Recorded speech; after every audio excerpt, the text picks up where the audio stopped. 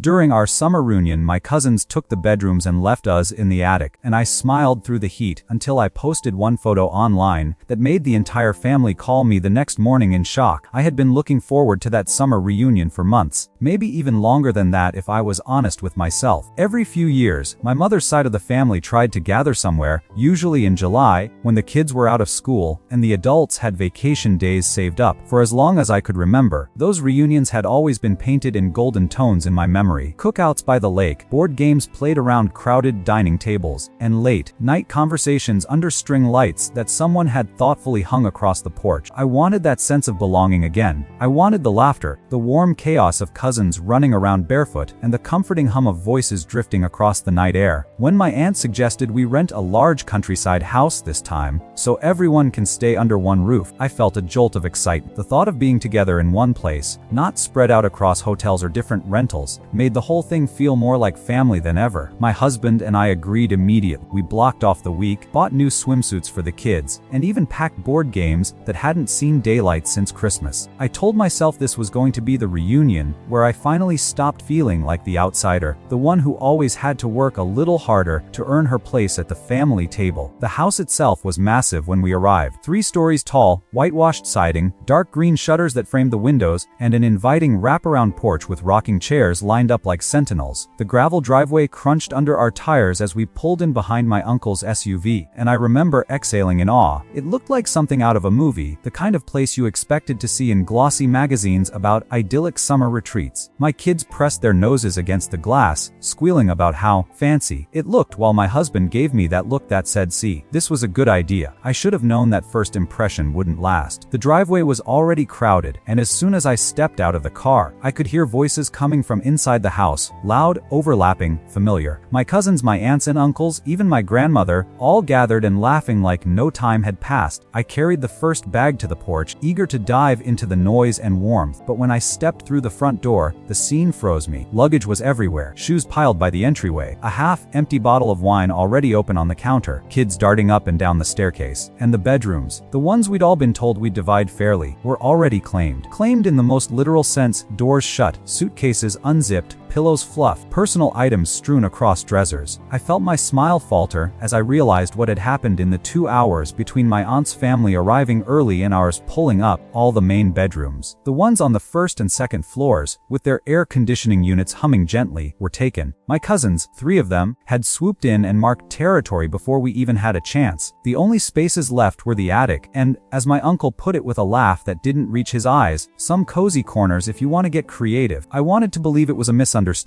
I asked, lightly at first, if maybe we could shuffle around, make things a little fairer, since we all had the same claim to the house. My cousins barely looked up from their phones. One of them, Rachel, shrugged and said, "Well, we got here first. Isn't it kind of, first come first serve?" Another, Jason, smirked and added, "The attic's not so bad. It's got character." His words hung in the air, dripping with that casual cruelty only family members seem capable of, the kind that cuts precisely because it's so dismissive. I swallowed my protest. The attic, that was what was left for us. It wasn't really an attic in the romantic storybook sense. It was a low-ceilinged, sweltering space with faded carpeting, mismatched twin mattresses, and a single fan that rattled so loudly it sounded like it might fall apart. The windows were small and painted shut, which meant that not a breath of fresh air could pass through. Dust clung to every corner, and the air smelled faintly of mothballs and something sour that reminded me of damp cardboard. My kids wrinkled their noses the moment we climbed the narrow staircase. My husband shot me a glance, the kind that asked silently, "Do we push back? Do we make a scene?" I shook my head. We unpacked quietly, making the best of it. I spread fresh sheets over the sagging mattresses, pretending not to notice the stains underneath. My kids tried to turn it into an adventure, bouncing on the beds, calling it their secret hideout. I forced a smile, praised their imagination, and told myself that attitude was everything. That if I kept smiling, if I pretended it didn't matter, it wouldn't. But deep down, resentment curled itself into my stomach like a snake. The heat grew unbearable that first night. While my cousins slept soundly in their cool, air-conditioned rooms, we lay awake in the attic, the fan doing little more than blowing hot air around. Sweat pooled at the back of my neck, and every time I turned, the bed springs creaked loud enough to wake the kids. My daughter whispered at one point, "Mommy, why didn't we get a good room?" I brushed the damp hair from her forehead and told her, "Because sometimes, sweetheart, life isn't fair, but we're still together, and that's what matters." I didn't believe it, not for a second. By morning, my patience was thin. in. I tried to shake off the exhaustion and join the others for breakfast, but I couldn't ignore the sight my cousins, fresh-faced and well-rested, sipping coffee and scrolling through their phones, while my kids yawned and picked half-heartedly at toast. They didn't ask how we'd slept. They didn't even acknowledge the arrangement. It was as if we had been erased, relegated to the attic not just physically but emotionally, too. That's when I felt the quiet decision forming inside me. I wasn't going to cause a scene. I wasn't going to beg or argue or demand fairness. That would only feed into their smugness, give them another story about how dramatic I was. No, I would wait. I would observe. And when the time was right, I would let the truth speak for itself. Because the attic wasn't just an inconvenience. It was a symbol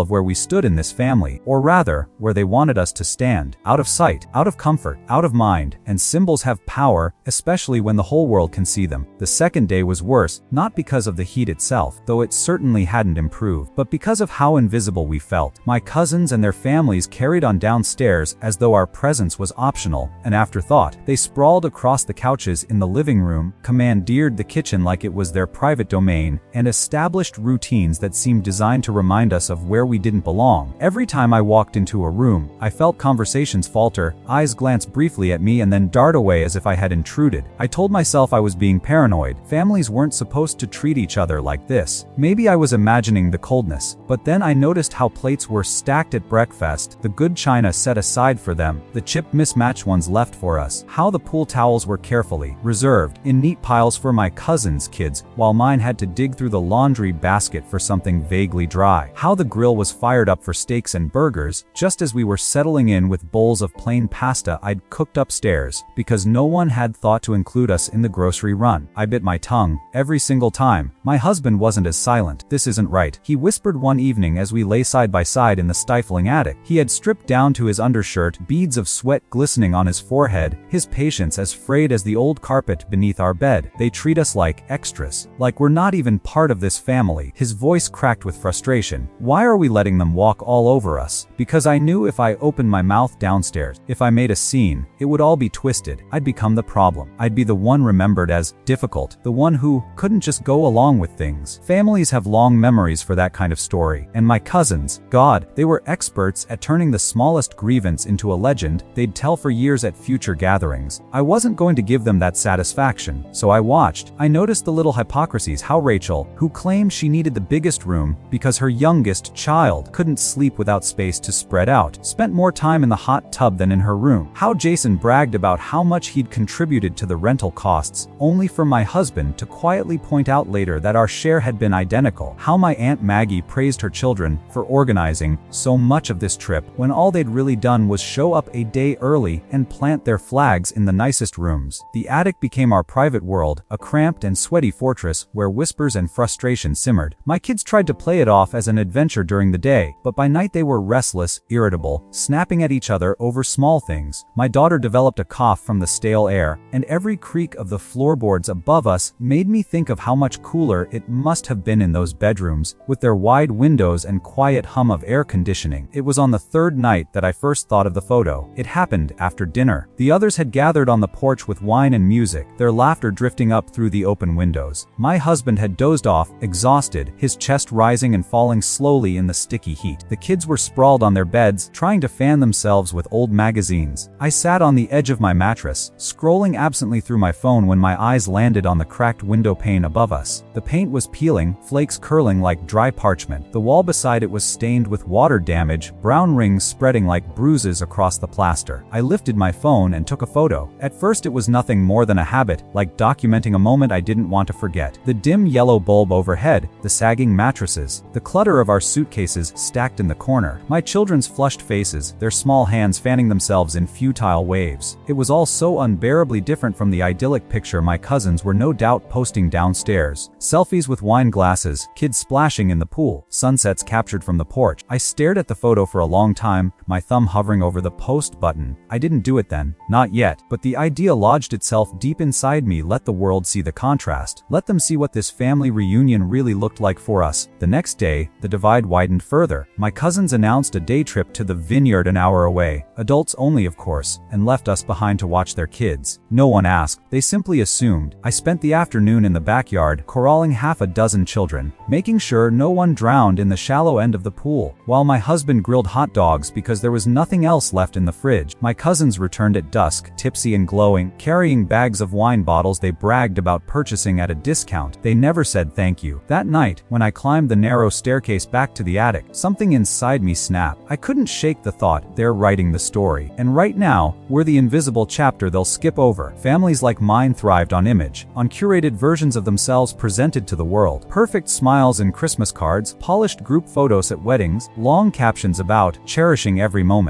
They never admitted to cracks, never allowed anyone to see the messy truth beneath. And for years, I had gone along with it, playing my part quietly in the background. But the attic photo burned in my mind. The world deserved to see, not a tantrum, not a confrontation, just the truth. A picture that spoke louder than words ever could. As I lay awake that night, drenched in sweat, I knew it was only a matter of time before I pressed that button. The morning I finally posted the photo didn't feel extraordinary at first. It was one of those hazy, oppressive mornings when the attic heat wrapped itself around us even before the sun was fully up. My son kicked off his blanket in frustration, muttering in his sleep. My daughter sat cross-legged on the mattress, listlessly coloring in a notebook, her hair already sticking to her cheeks. My husband tried to open one of the tiny windows for the 10th time that week, tugging at the painted frame until his fingers turned red. Nothing budged. We were suffocating in more ways than one. Downstairs, the laughter began early. I could hear my cousins chatting, music already playing in the kitchen as someone flipped pancakes. The smell of bacon wafted up through the vents, cruel in its reminder that we hadn't been invited to the table. I tried to stay calm. I poured cereal into mismatched bowls and sat with the kids on the floor, pretending it was a picnic. They played along, but even at their young ages, I could tell they sensed the difference. I scrolled through my phone while they ate. Rachel had already posted a perfectly staged shot of her kids eating breakfast on the porch, sunlight hitting their faces just right. Jason had uploaded a video of everyone clinking glasses at dinner the night before, captioned with, "Family time is the best time point." Maggie had posted a collage of smiling selfies, tagging the house's location, no doubt to make her friends envious of the picturesque retreat. And there I was, sitting cross-legged on a thin mattress in an attic that smelled like mildew, watching my children force smiles over bowls of stale cereal. That was when I opened my photo gallery and stared at the image I'd taken days earlier. The attic in all its raw truth, the cracked window, the water-stained walls, the cluttered suitcases, my daughter's flushed face as she fanned herself with a magazine. Nothing staged, nothing curated, just honesty. My thumb hovered over the post button again. I hesitated because I knew this wasn't something I could take back. Once it was out there, it would ripple. Families like mine didn't like ripples. They preferred glossy surfaces, the illusion of harmony. But maybe harmony was just another word for silence, and silence had always protected the wrong people. So I typed a caption, not angry, not even accusatory, just the truth. Family reunion. Some of us in the attic, some of us in the air conditioning. Smiles tell one story, rooms tell another. I tagged no one. I used no hashtags. I simply pressed share. For a moment, nothing happened. I set the phone down, helped my daughter braid her hair, and forced myself into a smile when my husband muttered, "You actually did it, didn't you?" I didn't answer because the tremor in my chest was answer enough. Then, the notifications began. First, a trickle of likes. A comment from an old friend. "Oh no, that looks rough! Hope you guys are okay." Another from a neighbor back home. "That doesn't look like the vacation you were promised." Then more likes, more comments, the ripple spreading faster than I expected. People weren't just reacting, they were sympathizing, they were asking questions. And with each new notification, my heart pounded harder. By mid-morning, the post had already outpaced anything I'd shared in months. My phone buzzed nonstop. I glanced at Rachel's page and saw the contrast. Her staged photos suddenly looked hollow in light of mine. Comments began appearing under her posts too. "Wait, why are some of you in the attic? Didn't everyone pitch in equally? This doesn't seem fair." The crack had opened, and I had done it with a single image. I thought I could hide it, pretend nothing had happened. But of course families move fast when reputation is at stake. Around noon, just as I was shepherding the kids downstairs for lunch, my aunt cornered me in the kitchen. Her smile was tight, brittle. "Did you post something online?" she asked, voice low but sharp enough to slice through the noise of kids bickering nearby. "I did," I said evenly. "Just a photo of where we're staying." Her eyes narrowed. "You know how this looks, don't you?" "Yes," I replied, like the truth. Oh, her lips pressed into a thin line. She didn't answer, just turned on her heel and disappeared onto the porch, where I could hear her hissing into her phone a few minutes later. I knew exactly who she was calling. By the time dinner rolled around, the air in the house had shifted. Conversation Conversations were stilted, laughter sounded forced. My cousins, usually so smug and animated, avoided my eyes. Rachel kept her phone face down on the table, chewing in silence. Jason drank more than usual, his jaw tightening with every glance in my direction. Maggie tried to smooth things over with banal small talk, but her nervous energy betrayed her. The silence was louder than any confrontation could have been. That night, when we trudged back up to the attic, my husband squeezed my hand. "You did it," he whispered, not as an accusation, but as a statement of fact, almost admiration.